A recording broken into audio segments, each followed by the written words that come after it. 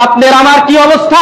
আমরা যখন পাপের কথা শুনি, আরেকজন ভাইয়ের পাপের কথা শুনি, মসজিদে বসে থেকে বসে, এই মসজিদ আল্লাহর ঘরে বসে আমরা মানুষের নামে গীবত করি, যা কল্পনার বাইরে। একটা সমাজ মূল ধ্বংসের মূল হচ্ছে গীবত। আমাদের ছোট্টদের আমি যতটুকু গবেষণা করেছি, আমি দেখেছি যে সমাজ বিভক্তির মূল হচ্ছে গীবত। মারামারি হানাহানির কারণ হচ্ছে গীবত। আপনি যখন ওই ভাইয়ের কথা শুনছেন, আরেকটা ভাইয়ের কাছে বলছেন, ওই ভাই আবার আসে ওই ভাইয়ের কাছে বলছে তোর নামে এই কথা বলছে। এই যে আপনি যেটুকু বলেছেন তার সাথে আরেকটু বাড়াই বললো।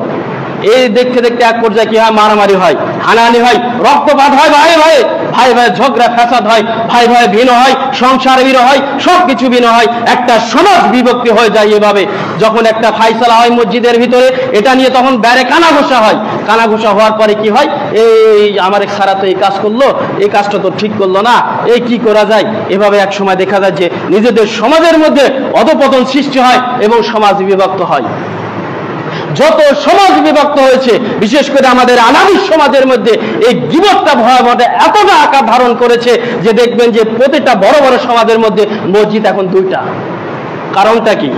আমরা তো আহলে হাদিস, আমরা তো দাবি করছি আমরা মুসলিম, আমরা সঠিক আকীদার লোক, কিন্তু আমরা কোথায় আছি? কখনো কি কল্পনা করেছি আমাদের মধ্যে এত কেন বিভক্ত, আমাদের মধ্যে কেন এত মতনৈক্য? কারণটা কি বলতে পারেন? একমাত্র কারণই হচ্ছে পরের বিষয় আমরা বেশি অনুসন্ধান করি, বেশি তল্লাশি করি, অথচ এখান থেকে আমাদের দূরে থাকা দরকার ছিল। সর্বক্ষেত্রে দেখেন না, একটু চিন্তা করেন, অনেক মুরব্বী রয়েছে, আপনারা একটু গবেষণা করেন, চিন্তা করেন না, দেখেন আপনাদের সমাজ বা আপনাদের পরিবার বা আপনাদের প্রতিবেশী পরিবার ধ্বংসের কারণ হচ্ছে গীবত। ভাইয়ের নামে আরেক জায়গায় গীবত করছেন, পরনিন্দা করছেন, নিজের ভ্যাস্তির বিষয় আরেক জায়গায়, তখন কি হচ্ছে ভ্যাস্তি মানুষ, আরে আমার চাচা আমার নামে এত বড় কথা বললো, আমার নামে এত বড় মিথ্যা কথা বললো, বা আমার নামে এই অপবাদ দিল, পরনিন্দা করলো। এই যে আবেগ সৃষ্টি হয়, আবেগ থেকে এক সময় আবেগটা, এই যে কাঠে যখন ঘুণ ধরে দেখবেন যে ভিতরে কিন্তু নষ্ট করে ফেলায়, উপর থেকে সহজে বোঝা যায় না, যখন টিপ মারবেন বা কিছু দিয়ে বাড়ি দিবেন তখন দেখবেন যে ফাটে যায় বা ভিতরে ঢুকে যায়।